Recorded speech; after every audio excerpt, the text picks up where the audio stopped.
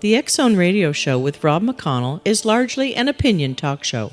All opinions, comments, or statements of fact expressed by Rob McConnell's guests are strictly their own and are not to be construed as those of the X-Zone Radio Show or endorsed in any manner by Rob McConnell, Relmar McConnell Media Company, the X-Zone Broadcast Network, its affiliated networks, stations, employees, or advertisers.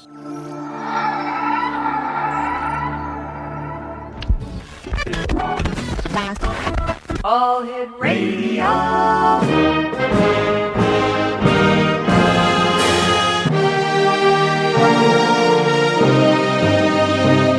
Welcome to the X-Zone, a place where fact is fiction and fiction is reality. Now, here's your host, Rob McConnell. Welcome back, everyone. My name is Rob McConnell, coming to you live and around the world on the Talkstar Radio Network and our fine family, growing family of broadcast affiliates across Canada, the United States, Central America, the Caribbean, South America, the Pacific Rim, 21 Asian countries, and across Europe. If you'd like to give us a call, toll free, 1-877-528-8255. That's 1-877-528-8255. You can always send an email to xzone@talkstarradio.com, on MSN Messenger, talkstarradio@hotmail.com, and our websites, www.xzoneradio.com and www.xzonetv.com. An intriguing ad ran in the Employment Wanted section of a Toronto newspaper in February of 2001. This is what the ad said. Former marijuana smuggler. Having successfully completed a 10-year sentence, indictment-free, for importing 75 tons of marijuana into the United States, I am now seeking a legal and legitimate means to support myself and my family. Business experience.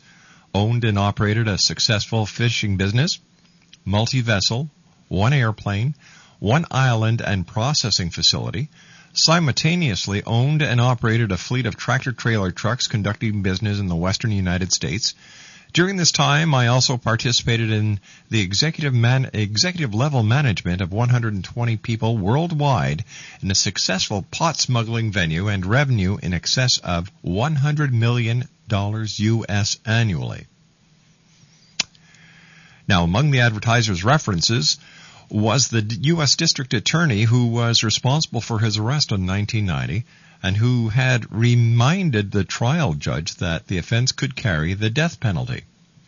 The ad made news around the world and also captured the resilient spirit of Brian O'Day, a remarkable man who, even in his darkest hours of addiction and criminality, never lost the love of family and friends. The O'Day family is well known in government and legal circles in Newfoundland, but the family's prominence could not protect their middle son for sexual abuse at the hands of priests. Brian became the black sheep and turned to drugs in his late teens for money, for the excitement, and for the escape from himself. 25 years later, when the cops finally knocked on the door at the end of a massive DEA investigation, he had given up the trade and was a recovered cocaine addict working as a drug addiction counselor in Santa Barbara, California. He finally began to understand how he had ended up in the drug world. He was tired.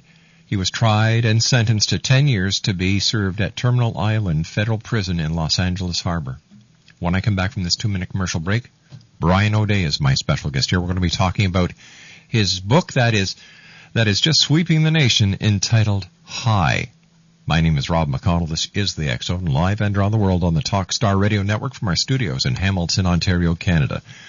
If you'd like to give us a call and speak with Brian, 1-877-528-8255. Now that is toll-free throughout the U.S., Canada, Alaska, and Hawaii at 1-877-528-8255. In 2 minutes, I return with Brian O'Day here on the X-Zone, live from our studios in Hamilton, Ontario, Canada, on the Talkstar Radio Network.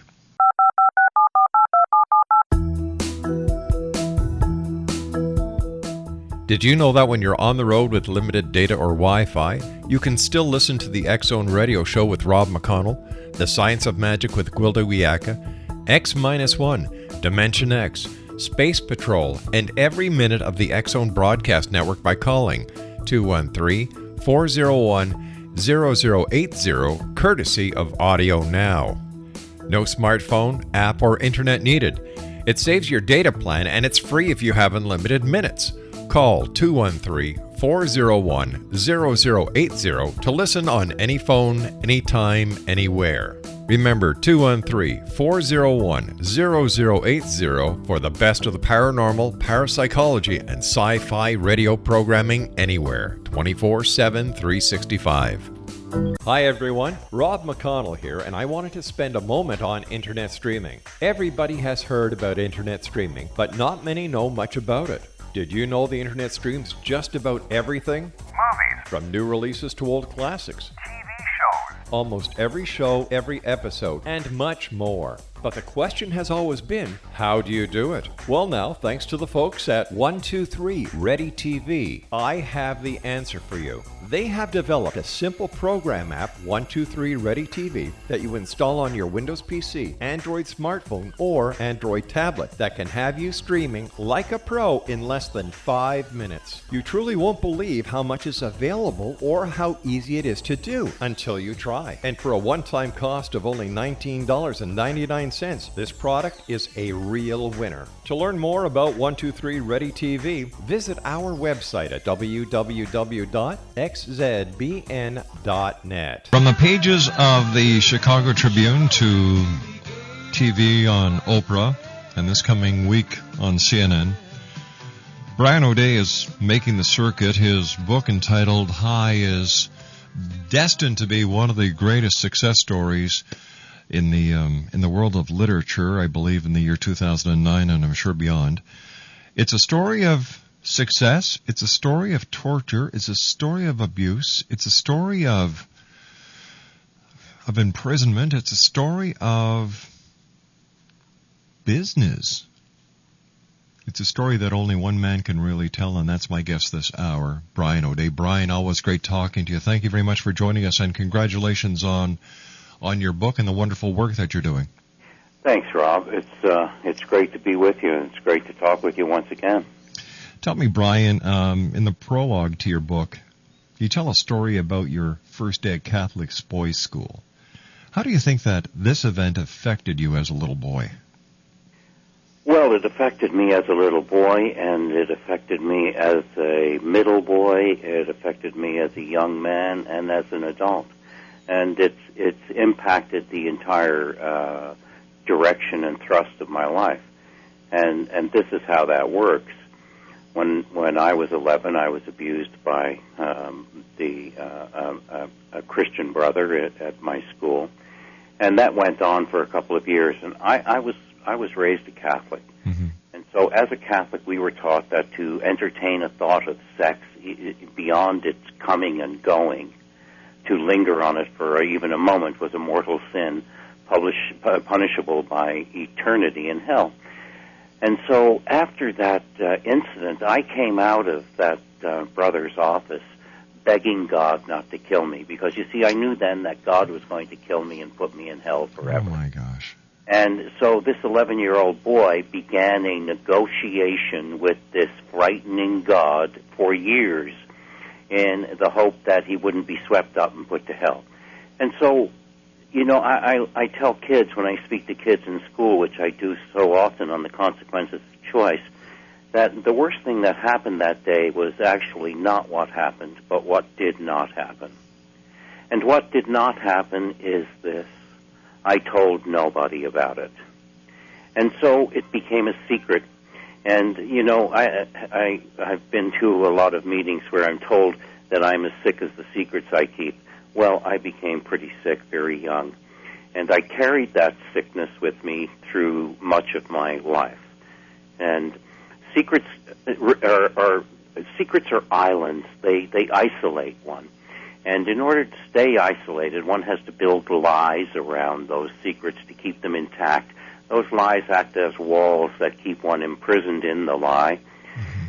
And so consequently, one becomes a people pleaser and a chameleon and becomes what one thinks you want me to be is what I became.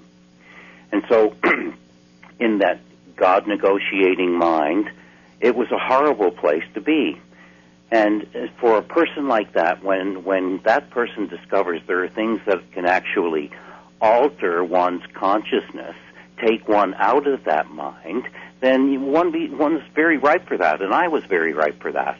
And I became a drug addict and an alcoholic simply because the moment I existed in was not the right moment. I was always looking for another moment. Drugs and alcohol provide that. And when I say drugs and alcohol, I'm including tobacco in that as well.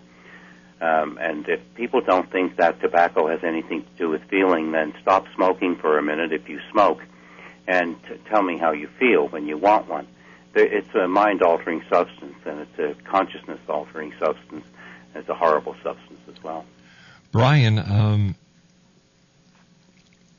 you describe in your book how the DEA came to your house, and ultimately you were sent to Terminal Island. When you were in Terminal Island after your trial and the arrest with the DEA, how did you feel about that little 11-year-old boy? Well, it was just before, a couple of years before I ended up in Terminal Island, that I actually got to reacquaint myself with that 11-year-old boy. When I got sober, I had a heart attack on the eve of my 40th birthday, August 31st, 1988, from a coke overdose.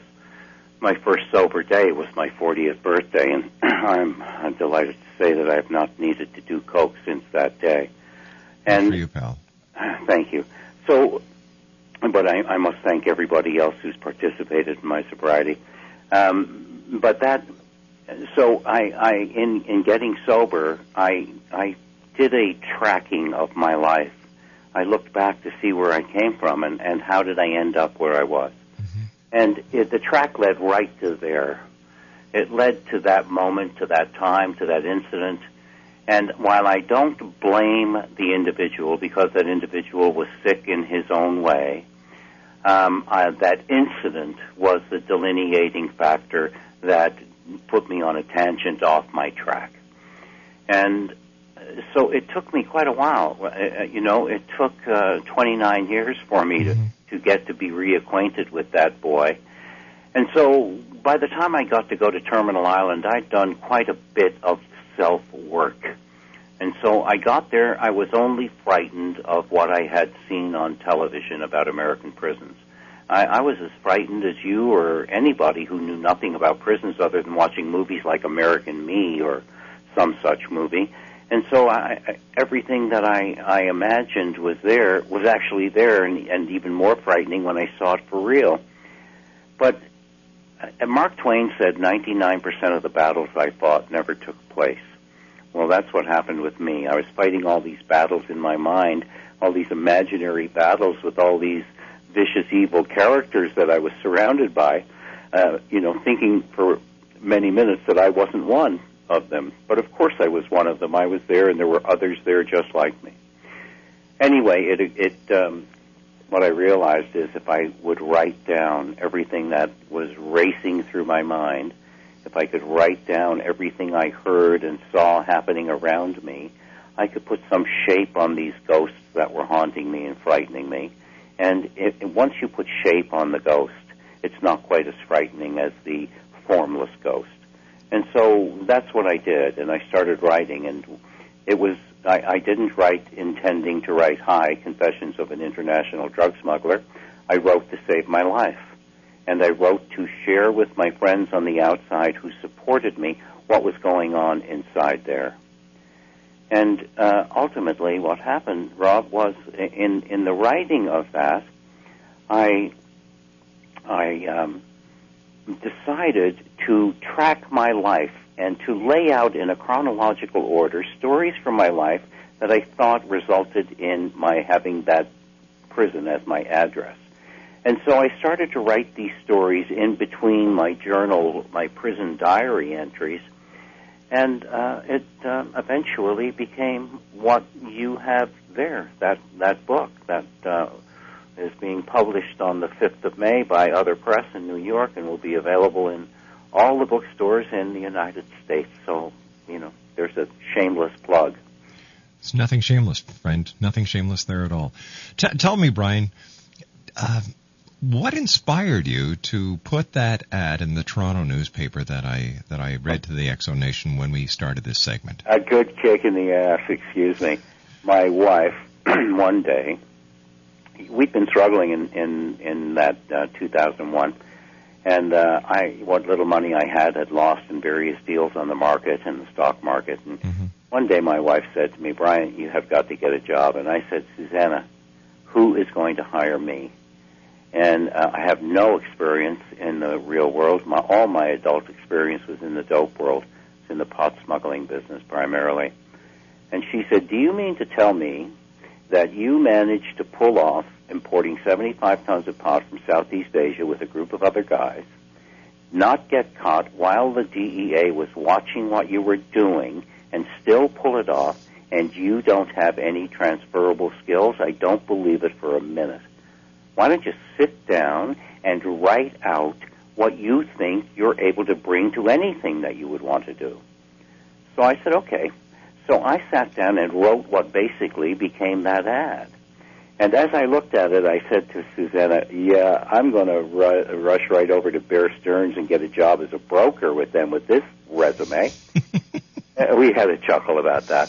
But it occurred to me right then and there, in an instant, to put it in the newspaper and put it in as a help wanted thing. So I thought it was a great idea, so I phoned a national newspaper in Canada called the Globe and Mail, and I said, "I have an ad. I'd like to run it on page 3. I think that phone is going to die. Excuse me. Sure. I'd like to run it on page 3, and I'm wondering if you would do it for me. It's going to be 2 inches deep by 5 inches across." And they said, "Sure." So I alerted them to the content of the ad. Well, when I told them what was going to be in the ad, they said, "Oh, well, we'll call you back." So a couple of hours later, they called me back and said, "We're sorry, but we won't be able to run that." And I said, "Why?" They said, "Well, it's, we're concerned about the content and so on and so forth." And I said, "Fine."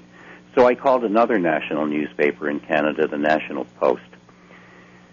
And I didn't tell them about the content of the ad. I said, "I want to run an ad on page 3, and can I fax you in the copy?" And they said, "Sure. That'll be $1,300. And I said, "Okay, send me back the blue line, and I'll send you a check." So I sent the ad in, and about an hour later, I get a phone call from the National Post. And they say, "That's an interesting ad, which we would be glad to run, but we suggest that you run it in the classified section." Brian, stand by. We've got to take the news at the bottom of the hour. Brian O'Day is our very special guest. www.brianoday.com. We'll be back on the other side of this break and the news as the X Zone continues live and around the world right here on Talkstar. Don't go away. This is the X Zone Broadcast Network, broadcasting worldwide on broadcast affiliates and satellite program providers, including CNN Broadcast Network, Sirius Satellite Network, Star Media, Good News Radio Network, Angel Broadcast Network, Wiki Broadcast Network, and WPBN TV. For more information on the X Zone Broadcast Network, visit us at www.xzbn.net.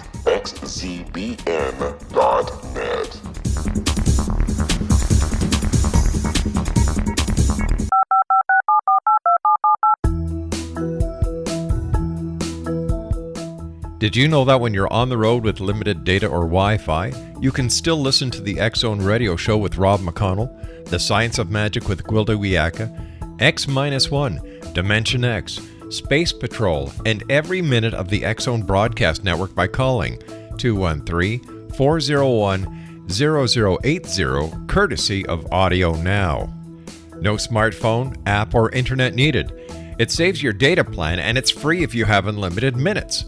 Call 213 213-401-0080 to listen on any phone, anytime, anywhere. Remember 213-401-0080 for the best of the paranormal, parapsychology, and sci-fi radio programming anywhere, 24/7, 365.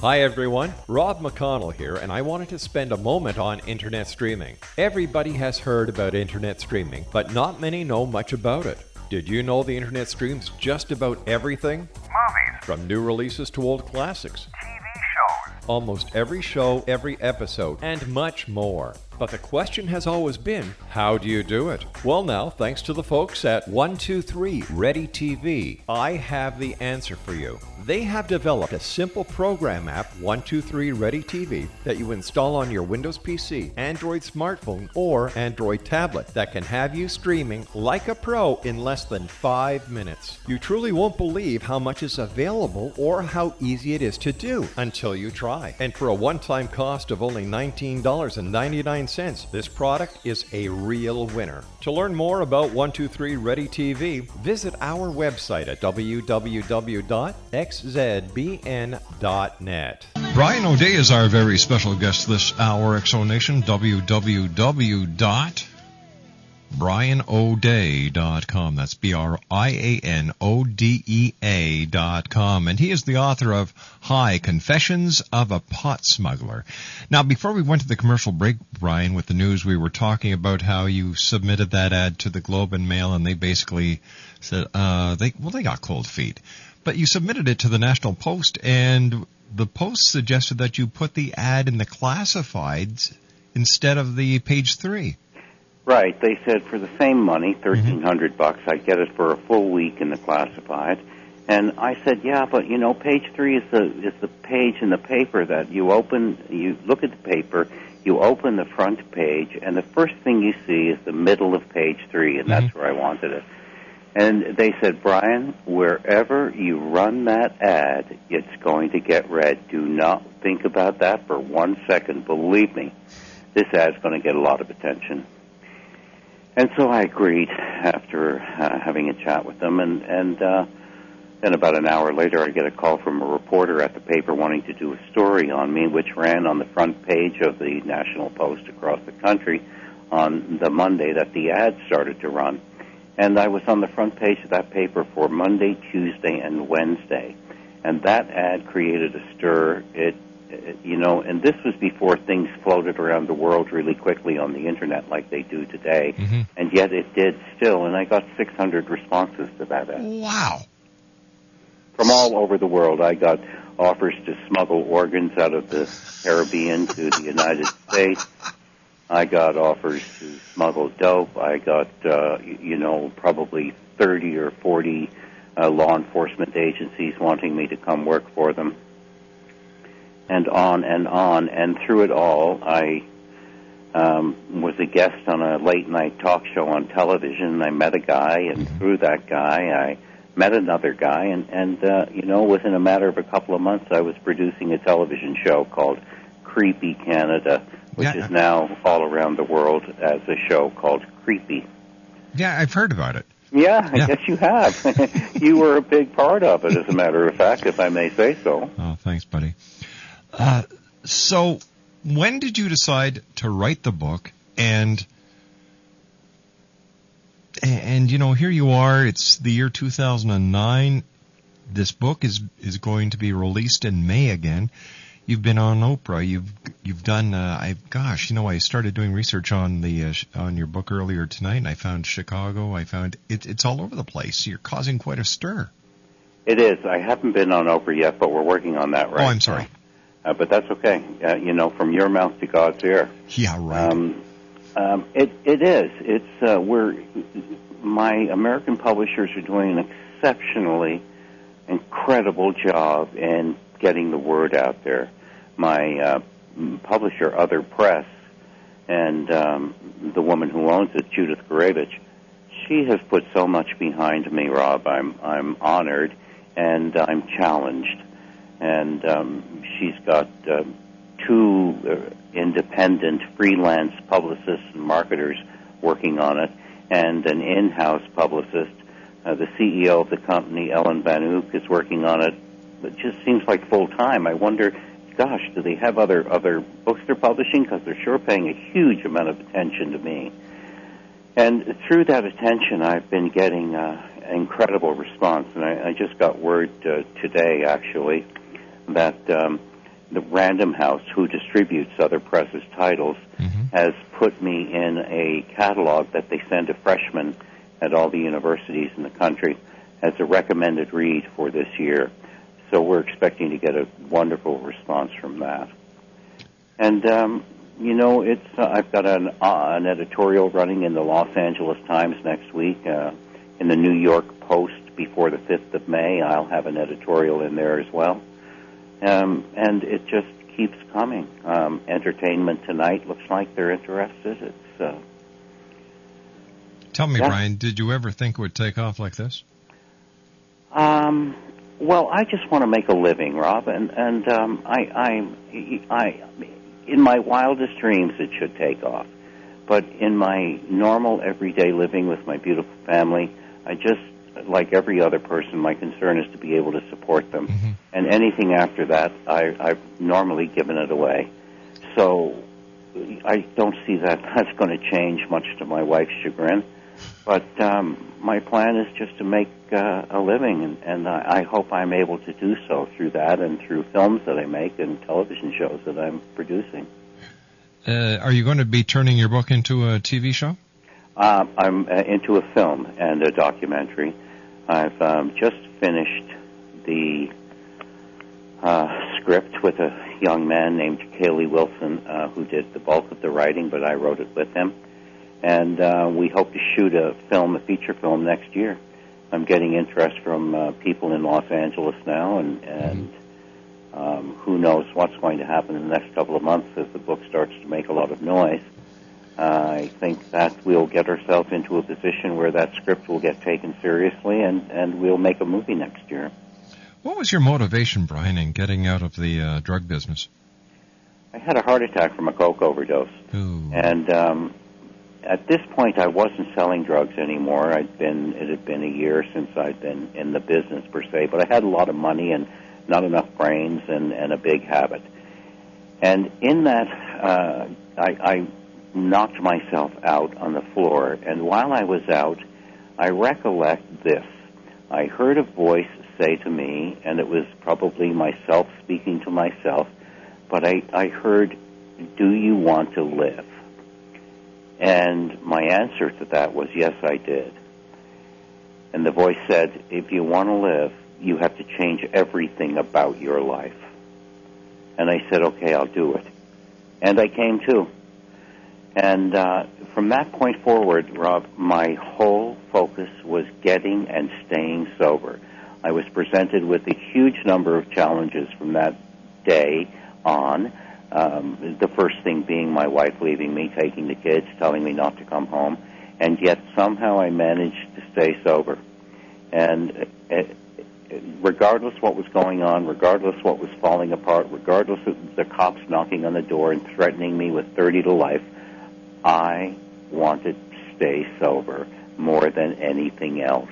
And so I was blessed with that, buddy. That was a gift from the universe to me, was that desire to stay sober. Somehow I managed to do so.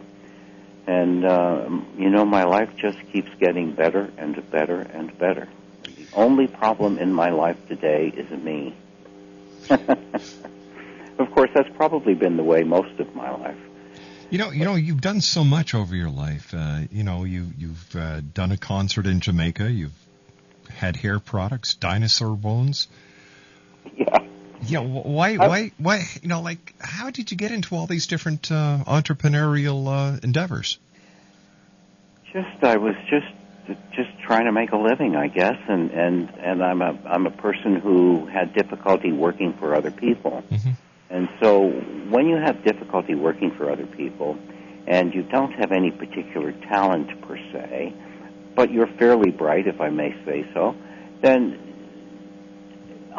one looks for things to do, and ideas come to me. Mm-hmm. For example, I met a guy who came from Utah one day. Let's talk about the dinosaur bone. That's an odd business. I met a guy who came from Utah one day when I was in California, and he had the most beautiful agatized dinosaur bone that he had made into jewelry that was just spectacular. So my friend and I were thinking, and he had a lot of raw bone, and he said, this is all over the ground out in Colorado and in Utah. In the Morrison Formation of the Colorado Plateau is actually where most of it was. And you could just walk around and pick up dinosaur bone everywhere. So my buddy and I were talking one day, and I said, you know what? This is the pet rock of the 80s. We could take little chunks of this dinosaur bone, embed it in a piece of lucite that looks like a pyramid, and sell it through National Geographic as real, authentic dinosaur bone provided for everybody. And people give a donation of $25 or $50 to the National Geographic Society, and they would get this. And so we were working this out with National Geo. I had 30 tons of it that I'd gathered up in my driveway. 30 tons? 30 tons, yeah. I 75 tons of pot, 30 tons of dinosaur bone. I'm a guy who goes in for tonnage. So in the midst of this thing, I needed money to do this. I needed $200,000 to develop the molds, to produce a bunch of them, and to make them available for National Geo. So I went to some friends of mine who were pot dealers. And while talking to them about that, an opportunity for that one last pot deal came up. And I couldn't resist it, Rob. I went for it and put the dinosaur bones down. They're still in my driveway in California. And I went off and did this 75 tons of pot that we pulled off, but, eventually got indicted for a couple of years later. I understand, Brian, that you brought in the two largest pot shipments into the United States in history. So they say. Certainly, that they know about anyway. Tell me, speaking about the drug situation now, as someone who was in the into the importing of drugs, how do you see the problems between the United States and Mexico being solved? Legalizing drugs. Drugs are the currency of illicit gang activities. Drugs are their money. Drugs are their currency. Drugs are traded for guns. All the guns that are being shot in Mexico and Canada come from the United States, I'm sorry to say. And these gangs operate only because they have currency, and that currency is drugs. Listen, Rob, I've never met, and I work with people who want to be sober every day. As a matter of fact, before this show tonight, I spent 3 hours outside a guy's house who was in there smoking crack and wouldn't let me in. I kept texting him, open the door, I'm freezing out here, let me in. And he kept texting me back, please go, please leave, don't, go away. And I stayed there for 3 hours until I got that guy to come out. Now that's what I do. This guy is a television producer. This guy has everything going for him. He doesn't want to do this, but he can't help himself. Why? Because he's sick. We've got to stop treating these sick people like they're criminals. These people need help. They need medical help. And so our problem is we are treating sick individuals with the hammer of law enforcement. Of course it's not going to change anything. I've never met anybody who didn't do drugs because they were illegal. So to think that if we legalize heroin and cocaine today, that the floodgates are going to open and everybody's going to rush in and do it, it's absolutely absurd. There's a drug that is legal today called methadone. Methadone is distributed to heroin addicts to help them lose the craving for heroin. But they have a craving for methadone that is beyond the craving for heroin by a factor of 10. It is the hardest drug in the world to kick. It is drug that is distributed by doctors to heroin addicts for profit. Okay? So when I hear these sanctimonious, alcohol-swilling, tobacco-smoking people telling me to put people in prison who use and sell drugs, I'm astounded at the hypocrisy and the inability of people to think beyond their noses when it comes to this subject. It's, Rob, the definition of insanity is doing the same thing, expecting different results. We have been doing the same thing in the drug enforcement world for far too long, expecting something different to happen. Why does it stay the same? I'll tell you why. Because the corrections lobby is the largest single lobby on K Street in Washington.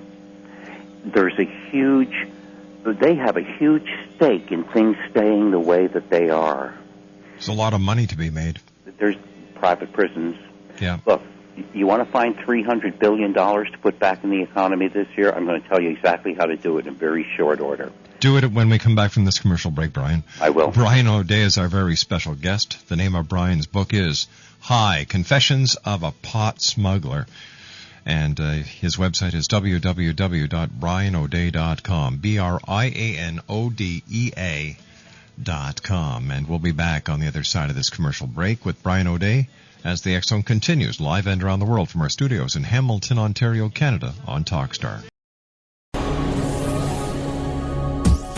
This is the X Zone Broadcast Network, broadcasting worldwide on broadcast affiliates and satellite program providers, including CNN Broadcast Network, Sirius Satellite Network, Star Media, Good News Radio Network, Angel Broadcast Network, Wiki Broadcast Network, and WPBN TV. For more information on the X Zone Broadcast Network, visit us at www.xzbn.net.